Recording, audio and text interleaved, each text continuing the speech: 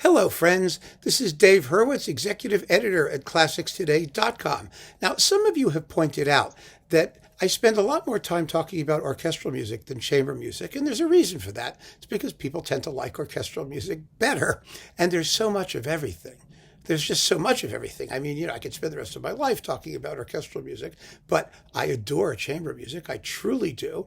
There are unbelievable works of chamber music. When the Haydn Symphony Crusade is over, we have to do the Haydn Quartet Crusade. I mean, there's a lot of stuff we have to get to, isn't there?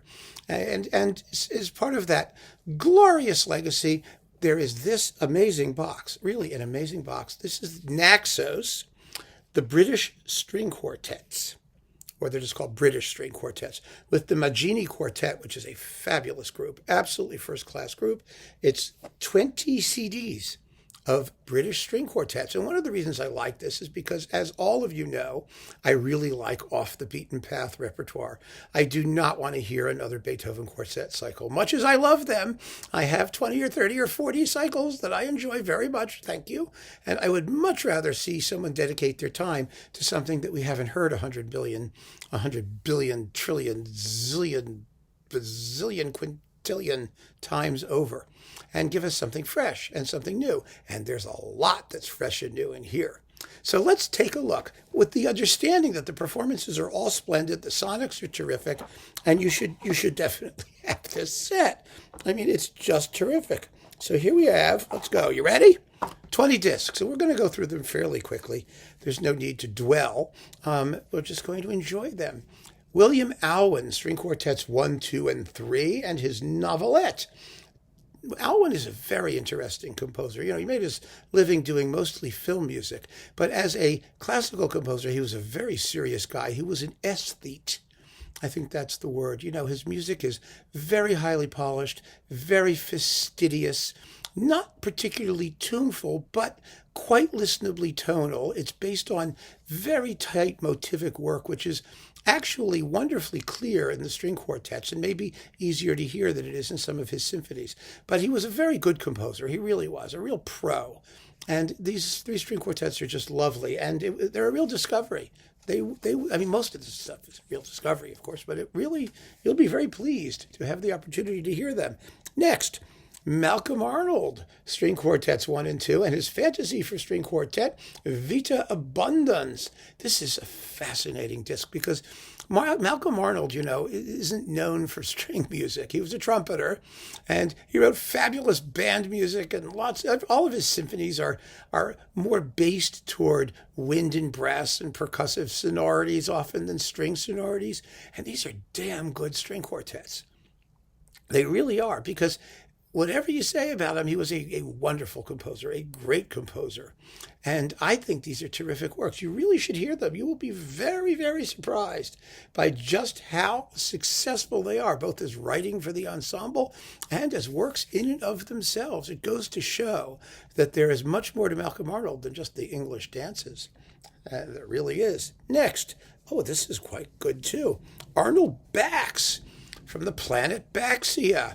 We get 3 string quartets, plus a lyrical interlude for string quintet, and the Adagio non troppo Kathleen Nee Houlihan from his early string quartet in E major, or his incompleted one, or whatever the heck it was. I don't remember.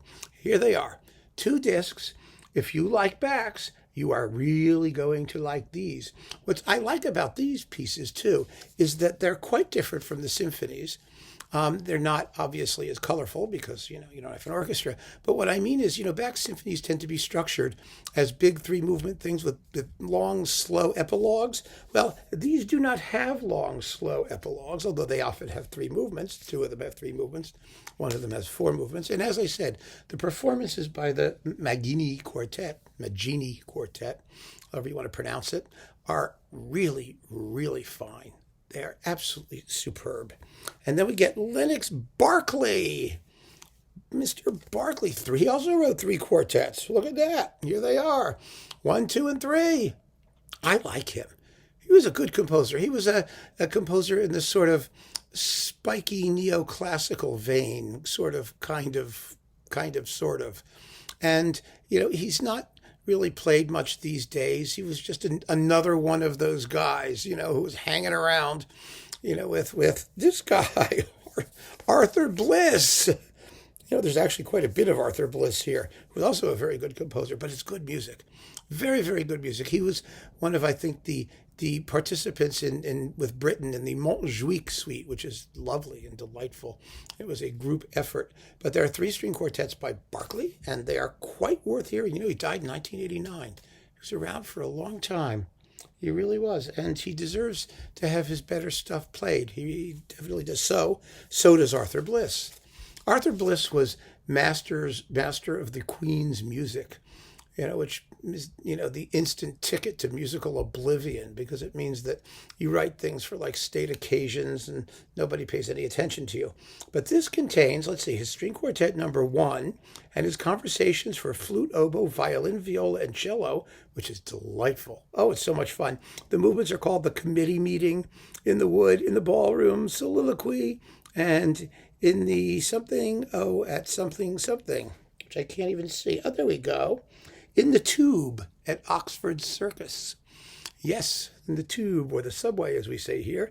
And you have a string quartet in A major, and the string quartet number 2, and the clarinet quintet, and it's all wonderful. And the Magginis are magical. It's the magical Magginis with Arthur Bliss. Yeah. And now comes one of the most important of all of the series. It's 3 discs worth. Frank Bridge, chamber music. Bridge was a major composer. He was sort of, spit on in later life because his style underwent such an evolution from a sort of pale pastoral style to a really gritty, harsh, dissonant, chromatic, angular style, but it's good music. It's so well written. It's just marvelous. The late quartets, 3 and 4, are just dynamite, even if they're hard. They're hard to listen to, I'll be honest with you. And second piano trio is like that too. Oh, I just love it though. Icy cold and scary. Fantastic. Absolutely fantastic stuff if you're up for a challenge. So you get quartets 1 and 3, 2 and 4 with the fantasy piano quartet, and then you get the fantasy quartet and the novelettes, and 3 idylls and an Irish melody, which is the Londonderry air, and Sir Roger de Coverley, and Sally in Our Alley, and Cherry Ripe, and 3 pieces, tiny, tiny little pieces, world premiere recordings. Really, really important stuff by a major composer who will never be popular. I mean, he never courted popularity, and he's never going to be popular, which is really, sort of what chamber music is about, isn't it? So if you're listening to it at all, it's not popular, and you're going to want to listen to Bridge. And then we have Britten. Britten is 2 discs here. You get the 3 string quartets. I mean, these are very well-known works. Their first couple, the second quartet particularly, is just a flat-out masterpiece. And you've got, let's see, the 3 divertimenti, and you have the simple symphony, actually, which is rather sweet with a double bass thrown in, which is charming here in this slimmed down version. It's quite delightful. So you do get the Britten quartets. It's very, very good. These are the best performances of them probably since those old Endelian quartet recordings on EMI, which were just superb. And, it's great to have them. And then we have a disc of Elgar stuff, his string quartet in E minor, and the piano quintet in A minor. These are late works written one after the other. They're opus 83 and 84. One of you wrote to me recently, actually, just a few days ago, asking me if I thought that the quintet was, the masterpiece that they thought it was, and I disagreed. It's a lovely work. I don't think it's a great work, but it's a charming work. The string quartet's very nice, too. I do like the second subject of the quintet. It's a lot of fun. It seems to have nothing to do with the rest of the movement, but it's a great tune. And da da da da da da dum bum ba da da da da da da da da da. The accompaniment going boom boom boom boom boom boom boom. It's fun. It's fun. It's good music. So it's good to have that because, again, Elgar's chamber music gets very little play, and it's hard to find it in individual performances. And all of these are available separately, mind you. You don't have to get the whole box. I mean, you probably should, but there you go. John Ireland, string quartets 1 and 2. And the Holy Boy. Yeah, Holy Boy. I like Ireland. I really like Ireland. Ireland is a fun composer. When he wasn't drunk, he was terrific. Unfortunately, he was drunk most of the time. Most of his music is piano music, and it's fun to listen to. He had a nice spiky harmonic personality, kind of like Prokofiev goes to England. You hear that quite obviously in his piano concerto, but these two quartets are wonderful and delightful and fun to listen to, and so those are nice to have. And again, you're not going to see them on like programs. God forbid someone should actually play them in a concert, right? Anywhere, even in England. So great to have them. And oh, speaking of alcohol, Moeran was another one who, basically drank himself to death. We have his string quartet in E flat major, and then his string quartet in A minor, and the string trio in G major. Now, I just did a little talk on, wonderful, unusual repertoire where I sang the praises of Moeran's symphony in G minor. Really, if you like anything he wrote, you'll like everything else he wrote. That's sort of how it works with Moeran. There's not a lot, but it's very consistently good, and it's very consistently in his style, which is, that English pastoral school, but with a little bit more chromatic harmony, maybe a little more bite and pungency to it. So yeah, good stuff. Then we have string quartets by Alan Rawsthorne.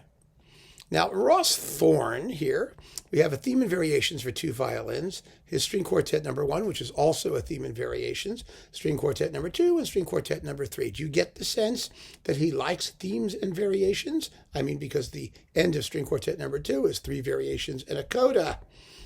He's and the second movement of string quartet number 3 is a chaconne, which is a sort of variations over a ground bass.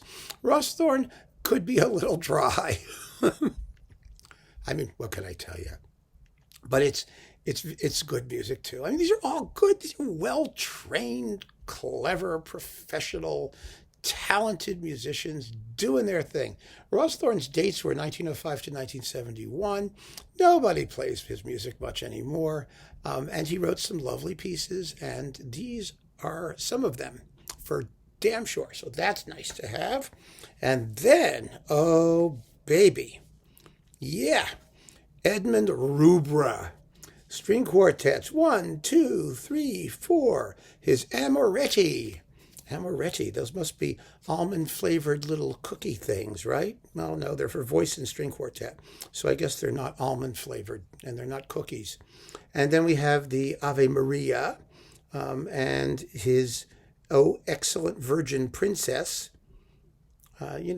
which, of course, is the sequel to Oh Mediocre Virgin Princess, or, Oh Excellent Not Virgin Princess, Sleeping Around Virgin, well, never mind.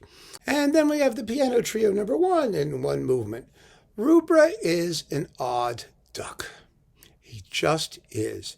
He was a composer who had a tremendous gift for contrapuntal thinking and very little sense of instrumental color, which is evident in his first few symphonies. He got there eventually. He did. He really did. But his music is distinctly undramatic. It's like, hey, well, I mean, counterpoint, it's rhetorical. It's busy. And I think for that reason, his quartets represent some of the best things he did, because you don't have the density of texture that you find so often in orchestral writing. Of course, some of these have, I think, a rather dense texture. He could be a little bit like Brahms, desperate that everybody has to have something to do all the time. And so he can clog it up a little bit. But the music is consistently elevated in tone, noble even in expression, and it has a reasonably wide expressive range. It's not all just glum and gray. It's just that he's more interested in linearity and long-term planning and architecture than he is in momentary thrills. Let's put it that way. There are some momentary thrills, but that's not what he's about. And so to have these two discs will give you a chance to really savor what he did and take your time with it. His music requires, I think, a lot of concentration and time because it's dense. There's a lot going on in it quite often. But this was wonderful, and I enjoyed them when they came out. And then we've got Vaughn Williams, his string quartets 1 and 2, and his fantasy quintet. I love the G minor quartet. Again, one of you said to me, which quartet did I think was the good one? I said it was number 1. Number 2 came much, much, much later. It was toward the end of his life. And the structure is somewhat similar to that of the Sixth Symphony. It has a prelude, a romance, a scherzo, and an epilogue. A slow movement ending, which is okay. There's nothing wrong with that. The harmonic idiom is rather more acerbic. I think it's a little dry sounding as well. Somehow it works wonderfully well in the Sixth Symphony when played on a full orchestra. Sounds like it needs a little more flesh on its bones in a string quartet, but it's still a good work. And people who like Vaughan Williams and aren't aware of the fact that he wrote these 2 string quartets really should hear them. And you make up your own mind, see how you feel about them. And last but not least, William Walton, his piano quartet and his string quartet.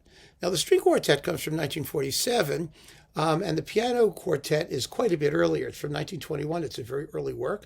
We have with the Maggini Quartet, Peter Donahoe, the excellent pianist. The string quartet is better known as the string sonata in its arrangement for string orchestra. And it is a beefy piece. It works very well as it worked for string orchestra, but it actually is a great piece. It's fun. It's Walton. It's 28 minutes, and it's got an allegro, a presto, a lento, and an allegro molto. So there's a lot more quick music than slow music in it, and it's typically Walton. It's like fidgety and harmonically bittersweet with sort of captivating tunes that dart here and there and then disappear. And it's just delightful. The early piano quartet is early. It's a learning work, but it's also full of energy. He had so much energy in his best music. It just overflows with dynamism. So this is the last in the set of 20 discs of British string quartets. An amazing series, truly an amazing series. I did a video on Naxos's British Song series, which is also an amazing series. And, this stuff gets very little attention. Even in the UK, it gets very little attention. And it's a shame, because these are important works by some excellent composers. And the hometown team should be getting behind them, I think, rather more enthusiastically than they have thus far, at least as I've seen from reading reviews and whatnot. So here it is in its box. And if you care about chamber music, if you like string quartets, if you want to hear what's going on in the 20th century, if you want a really serious collection of interesting, listenable, well-crafted, sometimes challenging chamber music, you can't do much better than this. You really can't. So keep on listening, my friends. Thank you so much for joining me. Take care.